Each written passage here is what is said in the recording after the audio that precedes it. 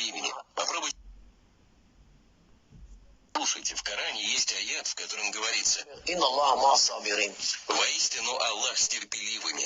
Аллах с теми, кто проявляет выносливость на протяжении долгого времени. Попробуйте понять это слово «сабр». У нас нет такого слова в иврите. Сабр – это когда член Хамаса находится в тоннеле 2-3 месяца, не видит дневного света, почти что не ест, а потом выходит с Калашниковым в руках и убивает еврея. Как? Потому что он способен терпеть, и это непонятно для меня. То есть ты хочешь сказать, что наша израильская фантазия достичь переломного момента, когда Хамас сдастся или падет, всего лишь фантазия, которая не имеет никакого отношения к реальности? Ты живешь Вот внутри так же, израильского вот пузыря. таким же Они образом, живут ради башкортлар, хам-татарлар, мы должны делать сабр и Слушайте, прийти, в Коране есть и аят, прийти в котором против говорится: России. воистину